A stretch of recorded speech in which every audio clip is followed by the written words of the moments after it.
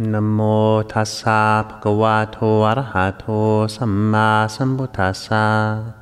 Namo tassa bhagavato arahato samma sambuddhassa. Namo tassa bhagavato arahato samma sambuddhassa. Buddhang dhammang sanghang namasami. So, what to say? It's always different giving a Dhamma reflection to other members of the Sangha, as well as to people coming to the monastery, because we all have such different sort of, life, the circumstances of our lives, and the ways that we engage in our practice is different necessarily. Those of you who have lives and jobs and families and so forth outside the monastery, it's a whole bunch of different circumstances you're working with than those of us who are here within the monastery, and those of us who've taken the training, this formal training of the samana, the monastic, the monks and the nuns and the novices, that adds something else altogether again. But then, of course, we all are basically the same in so many of the fundamental respects that are important to practice. That is, we have bodies. Each one of us has a body, just one. And we have the ability to feel and see, most of us, and hear pretty well, most of us, and taste and think. And so we're all blessed and cursed in these ways, similarly, and we all have that bond which the Buddha liked to point to cheerfully, the bond of suffering. We all suffer. I think probably every one of us here still suffers, whether we think we do or not, whether we feel that we don't suffer, because sometimes those of us coming in do have that idea. I remember when I was first became a monk, and my brother came and visited me from the States, and we spent some time together, and we visited some friends in Wales, and Dhamma friends, and then these friends told me, yes, he's it's all a little bit too much. He said he'd been to the monastery, and then meeting Buddhists here and Buddhists there and Buddhists everywhere. And he says, everyone's always talking about suffering. Suffering. I'm not suffering. My life is fine. I don't suffer. I'm happy. He said quite angrily, and obviously suffering with this and not even realizing it, because sometimes we can have an idea of what suffering is. It's the starving people in other parts of the world, or it's the people with great misery in their lives, and little old me, I don't have this. So those of us who've come to the training and the practice, of course, we've mostly seen through this, although it's still a tendency of the mind, I find, my own mind. I have to keep reminding myself, not really reminding myself that I suffer, that's pretty clear almost all the time, but reminding myself about where the suffering is coming from, who's responsible for it. And that's what the Buddha was interested in helping us discover for ourselves, wasn't it? That suffering is not the wind or the economy or the person who's, calling us names, or the judgmental parent or Ajahn or kitchen manager or person in the bed or room next to me, or whoever it is. That's not what's responsible for my suffering. I'm responsible. This is what the Buddha was helping us discover, wasn't it? With that, yes, life is dukkha in the sense that it's not going to satisfy us. We're not going to find true happiness, true satisfaction in the conditions around us, the conditions of our lives, the conditions of our minds. And yet, the fact that we suffer with it all is down to us. How I am with what is here right now in this moment, and not even just here in my life as a monk. This month, August, I can think of all the things that I should be doing or should have done and will have to do, and I can really make myself suffer. And right now I can feel that, okay, a lot of my suffering right here, right now, sitting on this Dhamma seat, is because it's the month of August and my life as Jayanto Bhikkhu at Amaravati has such and such in it, and that's why I'm suffering. But that's all just something I'm creating, isn't it? It's a thought right now that I'm putting onto myself. It's not really true. If I look at what's happening right now, well, there is this. There is just this. Everything else, the idea of me and my life in the monastery, the idea of August, all the ideas, all the feelings and the perceptions, that's all they are. They're just feelings and ideas and perceptions. And the extent to which I make a great deal out of that and then suffer is really up to me. It's not the fault of the thoughts. It's not the fault of the perceptions. It's certainly not the month of August's fault. It's my fault, if there's any fault to be had. And really, fault probably isn't the best word to use, because it's not helpful to blame ourselves for doing it. Oh, I shouldn't. I've seen this so many times, and here I go again. If I bring the shoulds in and the blaming, then that just compounds. It's something else. Again, I'm making myself suffer right now by blaming myself. So if I'm able to be with just this moment as it is right now, and bring my awareness to what's happening, just what's happening right now, then there's this possibility, this opening, this doorway to not suffer with all of this. And it might not be pleasant, because that's not the kind of dukkha that the Buddha is pointing to in terms of the Four Noble Truths, the dukkha of unpleasant sensations or unpleasant circumstances. Well, that's just part of life. It's going to be pleasant and unpleasant. It's always a mix. And even the pleasant has within it the seeds of the unpleasant, because, of course, we can't keep it or control it. It's always changing. So all of that, yes, we can't get satisfaction from, but we can be completely free from the kind of dukkha that we create around that by looking for satisfaction in my life, finally being successful as Jayanto Bhikkhu. This month I will complete that to-do list in flying colors, and I will, I'm not going to reveal all the little things I worry about, but we all have it, don't we? We have that expectation of ourselves, at least I would imagine we do, I certainly do.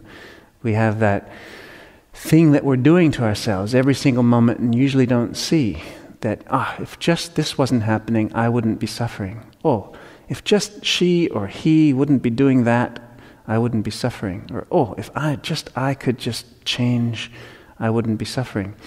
And yet, we don't see that, or I don't see that again and again and again I'm forgetting just this moment now. I'm doing it to myself again. I'm like pinching myself or burning myself again and again and again. And all I have to do actually is see it now as it's happening and find a way to not go along with it, to let go, as they say. And then, of course, the problem comes because sometimes I can't let go. I try to do letting go. I try to make it happen. I try not to suffer. And there I am suffering with my not suffering because it's another thing I'm trying to do and failing at. And I'm caught again in this habit. So it's a whole lifetime's work, isn't it? And that's why we come to the practice, each one of us. And maybe we are in such a place in our own development or our own lives that we wish to make a very serious commitment to this work, and we've become samanas, monks, nuns, novices, or we're living here at the monastery as dedicated practitioners, long-term lay residents here, or long-term practitioners. Many of you come and have been practicing for many, many, many years. Probably some of you practicing a lot longer than I have, perhaps. And so it's important to us, this work, and we realize it's not something we can just, even though yes it is, it's a momentary non-action, it's a momentary letting go, and freedom from suffering, complete freedom, is always available right here, right now, to each one of us, always. Yes, that's true, and yes, sometimes we can see that, but can it manifest? Well, then we see how much work there is to do, because the habits are so ingrained for each one of us. I am suffering. It's because of, this is what's making me suffer. And it's just such a habit that just to see that is the first step, isn't it? Just to start to see it. We can't even let go yet, but to see that we're holding on is a really big and important step. And so it can feel like we're going backwards, can't it? Like when I started practicing, it definitely felt like I was getting worse. After I had a great retreat, my first winter retreat here, and I felt like I was, I had all sorts of conceited spiritual thoughts, thinking about how good I was and what an advanced practitioner, and all this was going to go very fast, because it was very insightful and very pleasant. And then I proceeded to get worse and worse and worse, and become more and more immature over the next 3 years or so. I just felt like I literally was going backwards. I was thinking more than I ever thought before. I was more in my head than I ever was before. I was getting upset by the tiniest little things, whereas before I didn't get upset. And why was this happening? Well, part of it, when we have that experience, part of it is because we're just seeing what's there already. And we hadn't seen it before. We'd been living, certainly I'd been living in an idea of myself, rather than actually really being aware of what was going on in any particular moment. I had an idea of me as the spiritual practitioner,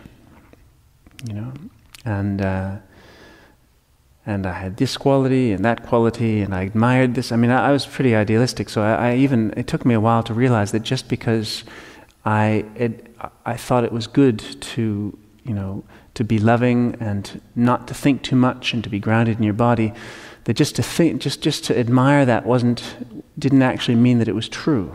I felt that, that's the way I am, because I admire it. And it sounds silly, but I did have to actually discover that, wait a minute, this is very far from the truth. I've just created these ideas about who I am and how I am, and they're very far from the truth, from the reality.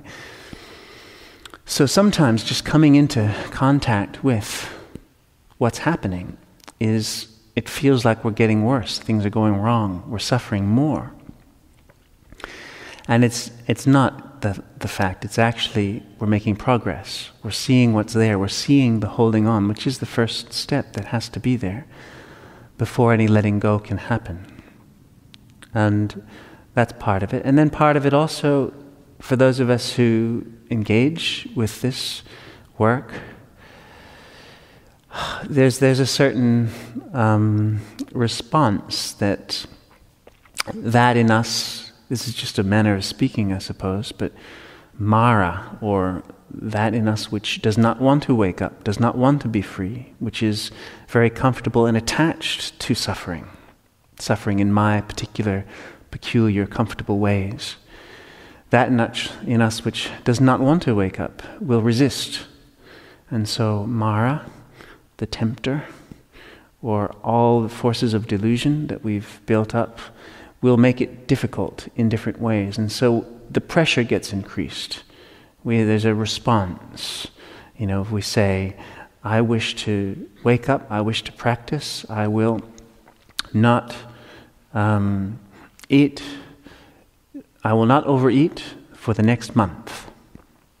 Well, the next day somebody serves some absolutely fantastic food, and we're feeling particularly hungry for some reason, and there's some justifiable reason because I'm a little bit ill today, and it all comes in suddenly, a whole lot of pressure.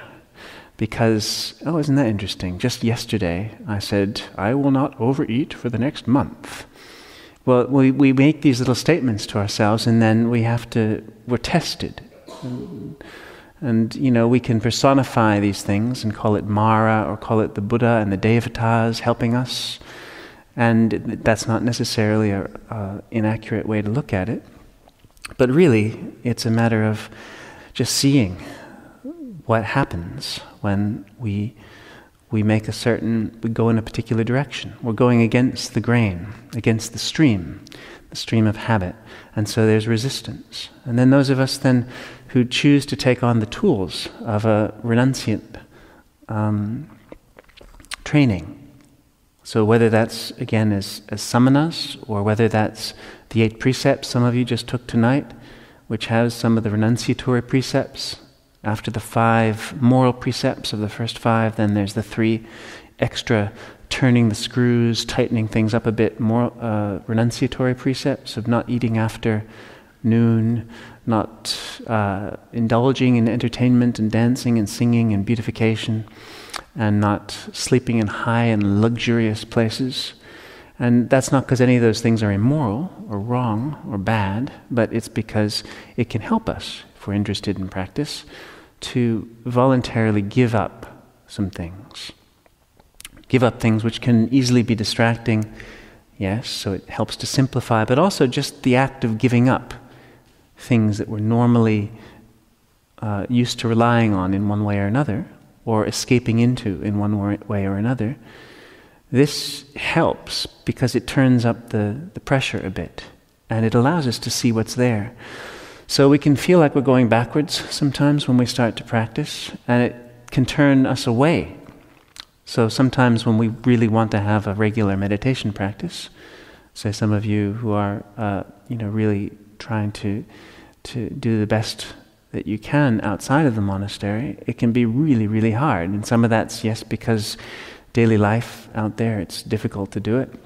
But some of it's also because there's an inner resistance. A part of us knows that we're going to suffer. It's like we're going to suffer a bit more if we start to meditate. Like somebody I know very well in my family who respects all this that we're doing here in the monasteries, all this meditation business, says that he doesn't want to do meditation because it's just yet another thing he'll kick himself for not doing. It's another thing that we can make ourselves suffer over.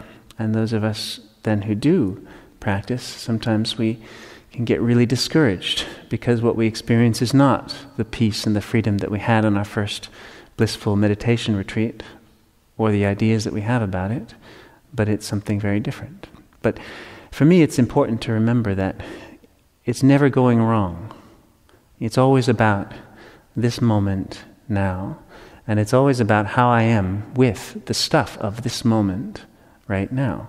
And if I'm judging this moment and saying what's happening here is wrong, or my practice is not going well, or it is going well, or any other interpretation, well, that's something I am adding. It's something I'm doing at the moment. And it's only a thought. It's only what it is. It's a perception. Actually, there's just this body, this voice, the hearing, the thinking, the feeling, the seeing, all these boring Theravada teaching concepts we keep hearing over and over again.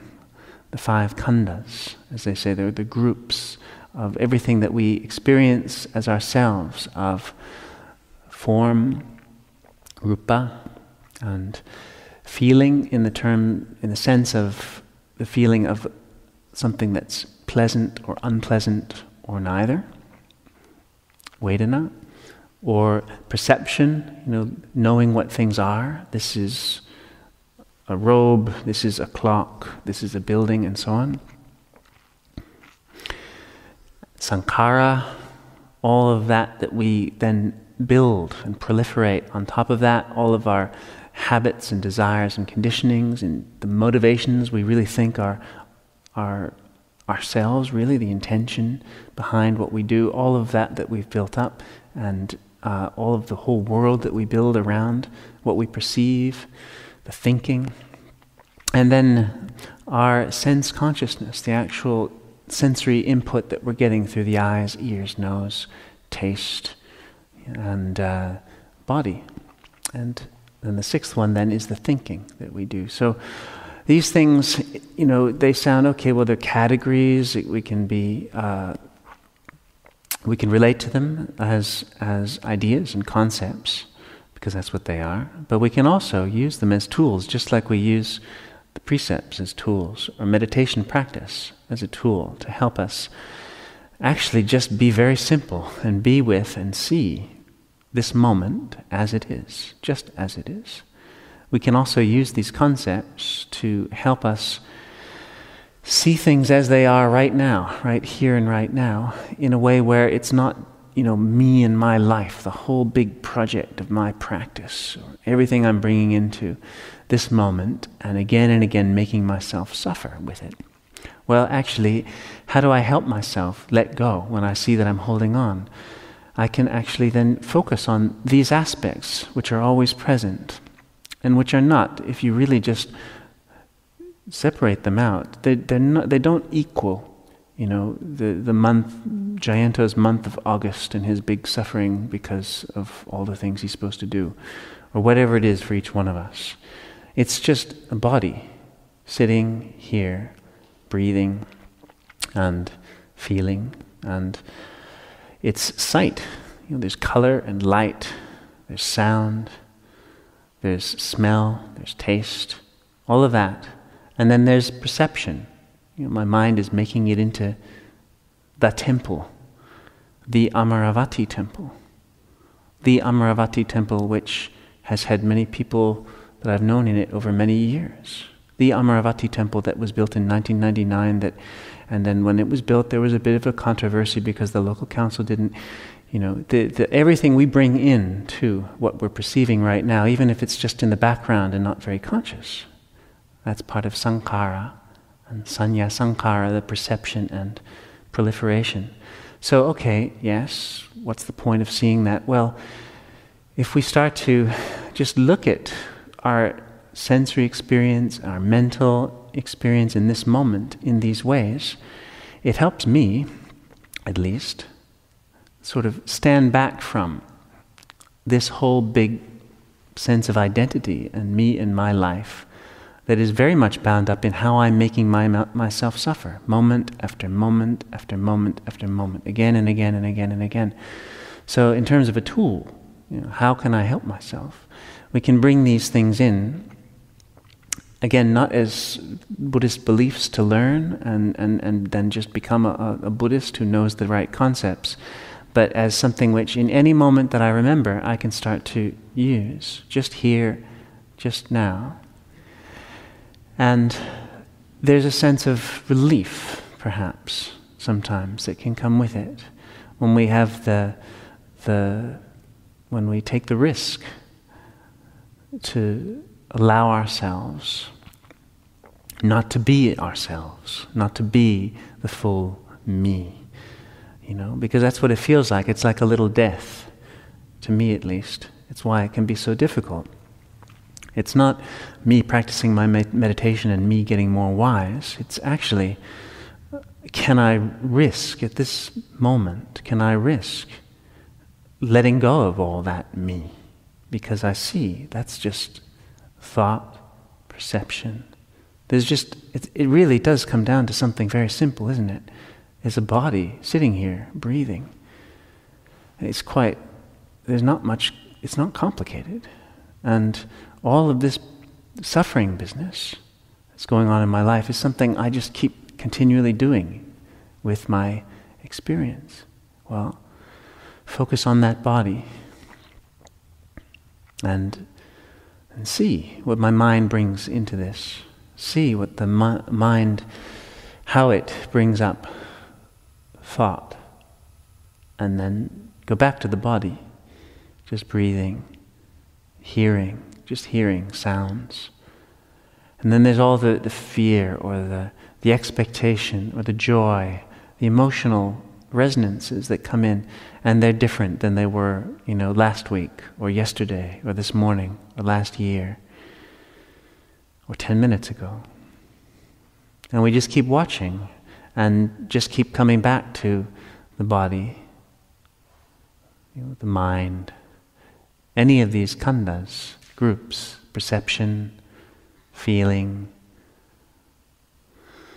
consciousness of the senses. And allowing myself not to be Jayanto. Allowing this not to be August. Okay, well, it's not that it's not August, right? But it's, what is that? That is an idea. Allowing myself to see the world as it is, not as I continually make it. What is it? It's not August. It's not Amaravati. It's not Jayanto. It's not even a body. It's just this. It's just this, coming back again and again and again and again. So when we practice the meditation, for me at least, it's a way of kind of cultivating the capacity or building the strength or courage to be vulnerable, to take the risk, to dare, to not be so much of what, not be me in my life, but just be this in this moment, now. Even my practice, the whole thing, 22 years I've been in the monastery now. Since I came to Amaravati, it was 22 years ago. Right? So I can make something out of that and think, all right, well, where are you now? I mean, I was telling people, okay, 3 to 5 years and then I'll be enlightened and then I'll get out and live the lay life again. I was disabused of that very quickly. But that's when I came in, that was what I was telling myself. And then I remember as I was a young monk, I was thinking, right, okay, 5 or 6 vasas, my God, that'll be like 7 years of practice from now. By that time, I'll be, and I had this whole image of how I would be, how I would experience myself and my life in relation to the practice. Well, now, if I wanted to, I could make a big story about, okay, 22 years, and where are you now, Jayanto? Still suffering away. But that's something I would be choosing to do again and again and again, and I don't have to, do I? That's just a story. There is this, and that's all there is. And it is just as peaceful in its essence as it's always ever been and it's always ever going to be. And anything I bring to it is something I'm doing. Upadana is the clinging to the tanha or craving that happens in the mind, in the heart, that is the cause of dukkha, of the Four Noble Truths. So, not the cause of unpleasantness, because that's part of life, just as pleasantness is, but it's the cause of the suffering I'm creating with the vicissitudes, the ups and downs of experience, of my life, so-called. So I can see that if I choose, if I dare, and not be anything at all. Practice just this moment. And then again, must be again, just this moment, again and again, dying a little death, and dying a little death. Or really, experiencing a new birth, and experiencing a new birth. You could put it that way. And it becomes then a blessing, for me at least, this monastery life that we have, where we don't have to be anybody. We don't have to succeed in the stuff that we do. The to-do list that I'm carrying around right now in my head and in my notebook. If it never happens, it doesn't matter. Nobody's going to sack me for failing. And those of you living in the monastery too. Okay, yes, we have duties and responsibilities, but if we don't do them very well, nobody really cares. Just do them good enough, because that's not why we're here. We're here to practice. That's the priority. We're not here to succeed in doing the things we do, or even being the person we want to be. We're here to learn how not to suffer with what is. And so it's such a blessing for me, just appreciating that we have a situation where we can support each other in this and not buy into the expectations we have of ourselves or of each other, and just be nothing at all. Just be bodies coming to puja, going to the meal, chomping away on food, chomp, chomp, chomp, chomp, swallow, chomp, chomp, chomp, chomp, swallow, walking back, going to the toilet, cleaning whatever we have to clean, taking a walk, sitting in meditation, doing whatever we're doing, all of that, and just that. And yes, we have to think. These days, life is complicated. So that makes it more difficult to do this simple practice, but not impossible. So yes, here I am having to, figure out this publications project, or answer these emails, or these kinds of things that we have to engage that part of our consciousness and our minds. And yet we can also be aware of our bodies as we do this. So yes, okay, now what was it you said? Okay, now who's going to take the minutes, and now who's going to type the minutes up, and how are we going to get the minutes of the meeting distributed to everybody? I mean, you think, why are we monks and nuns sometimes with all these meetings and we have with minutes and the computers and all the rest of it? But it's also possible to just be quietly witnessing myself or this in this moment now, and using some of these tools we have, like body, sitting or standing, breathing, or hearing, seeing, or like Lumpur used to often emphasize, because he used it to such great effect, the sound of silence. If we can hear or be aware of this sound in the background, the subtle vibration, something we can use in the forest monasteries in Thailand. It's the mantra Buddho they often use. So you're actually creating it, yes, but you use it as something that you bring with you throughout the day, even when you're doing things that you have to think about or do, as a quiet background practice of Buddho, Buddho, Buddho, while I sweep the path, or while I eat the food, or while I wash the bowl, or while I talk to somebody. Although yes, that's difficult. It's possible. This mindful awareness, witnessing quality, we can bring into our entire life, or bring our entire life into this awareness, you could put it that way, because it's just this moment, always just this moment. There is awareness and there is this moment.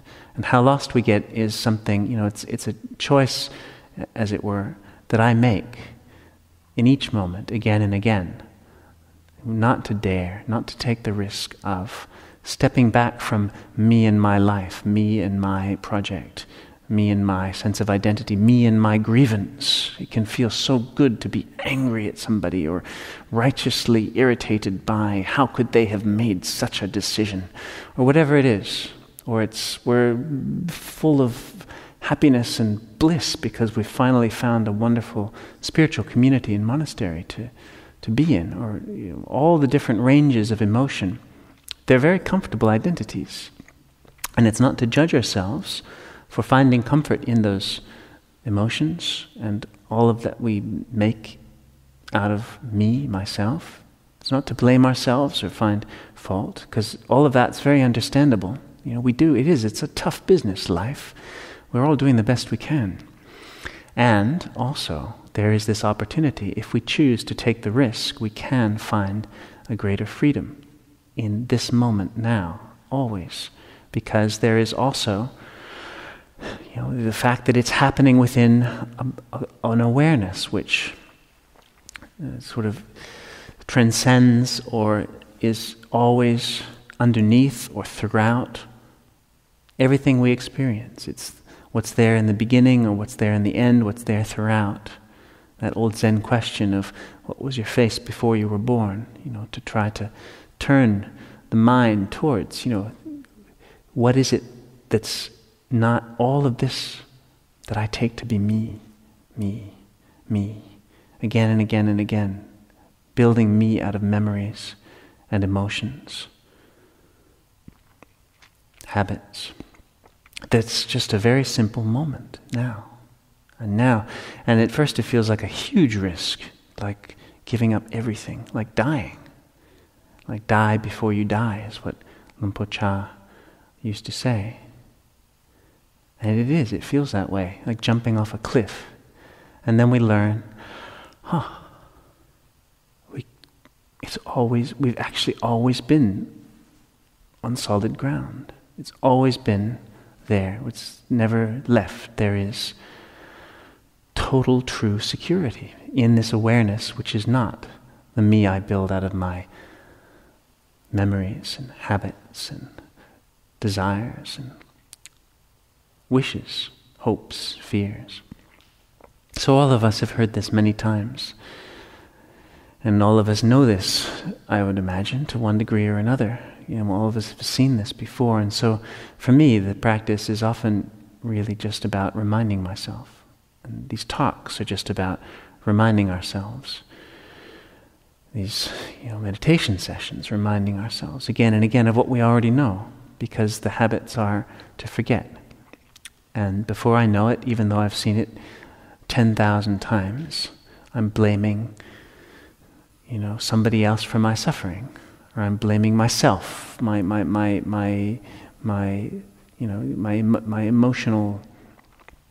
emotions that I'm experiencing. I'm blaming them for my suffering. It's not the emotions. They are just what they are. It's what I'm doing with it. It's how I am with it. I'm continually creating suffering on top of it. And I've seen it so many times, and I continually forget it. So finding ways we can remember and remind ourselves, and that's why we have precepts, which are not just moral precepts, but renunciatory precepts, because they create boundaries, they create a container against which we bounce. We have a wall that we hit when we want to go past, and then it helps us remember. It reminds us of what is more important than getting what I want or getting away from what I don't want. It helps me remember that actually I do want to take the risk. I do want to be free. And that it's a possibility. So all of us, brothers and sisters in suffering, continually forgetting and remembering from time to time, myself included, we're all in it together, and we can help each other and support each other by remembering that that's the priority, not the stuff that we get involved in our lives, the tasks, the projects. It doesn't really matter if we succeed or fail on that level. We do the best we can. What is important is that we remember to support ourselves and each other in what all of this is here for.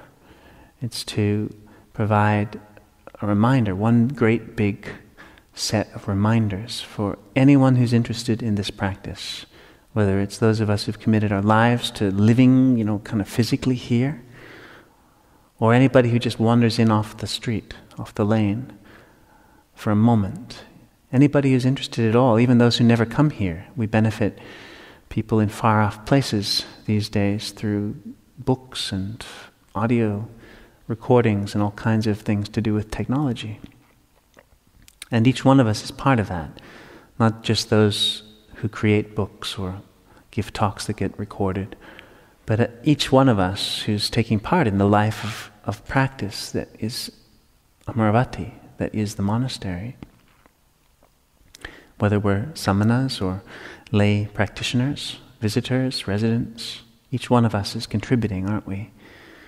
to something which is precious and which has the power and capacity to help anyone, anywhere, wake up, free ourselves from suffering in any moment.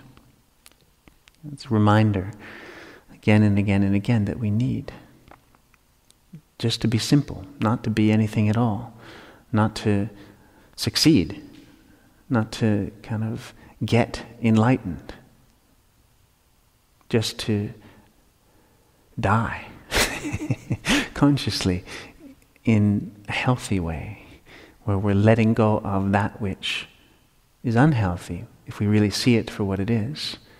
All the habits that we have of being me, struggling away with my life and my feelings and thoughts and emotions and circumstances, trying to get away from what I don't want and trying to get what I want, and then seeing that and trying not to do it, and there I'm going again. It's a big net, and any moment I can put it down, just this moment. And how can I do that? Well, the Buddha gave these many different teachings, many different tools, the guidelines, the precepts, the training that we have, and the reflections we can start to use to investigate our experience, to see the impermanence, how things are changing all the time, and to see the body as the body, thought as thought. Time, my life for what it is. Well, time, what is the past? It is thought right now. Memory right now. What is the future? It is thought right now. Just right now. And again right now. What is Jayanto? Thought right now. And there's emotions, there's feelings. So we have these ways the Buddha gave us, tools that we can use in any moment to start to investigate, take the risk to break ourselves up, as it were, in a healthy way, and release ourselves from the suffering that we, or I at least, continually put on to all of this again and again and again. So again, reminding myself it's not what's happening now. It's how I am with what's happening now. That's something I can change, I can affect. Life is not suffering as a curse. It's I am doing the suffering to life, which is never going to give me satisfaction in and of itself. And true satisfaction can come from me just stopping what I'm doing with this. So it doesn't matter, actually, how good or how not good the monastery conditions are for me. Do we have an inspiring community, an uninspiring community, a large community, a small community? Is it easy right now, or is it more difficult right now? Is the food good? Is the food not good? All these different things. Is the weather good? Is the weather not good? It doesn't matter. It's just what it is. It's what matters, if I can remember to remind myself, what matters is this moment. How am I with this now? And can I dare use the tools the Buddha gave me to free myself from the suffering I'm putting onto this moment now? And all of us are in this together. It doesn't matter if we're wearing robes or not. And how long I've been practicing, or you've been practicing, or any of us, again, that's just a perception now. There's just one moment. In that we're all equal. We're not male or female, or monks or lay people, or any of that. There's just awareness and this, as it is. So these are the kinds of ways that I like to remind myself and reflect, because I forget again and again. And I'm very grateful for living in a place where all of you help me to remember what's important, what in my life. And I'm happy to be part of something which is also able to help others in whatever way. Be reminded what's truly important. What's really going to help each one of us and the world right now get to the roots of suffering. So those are a few words of reflection this evening.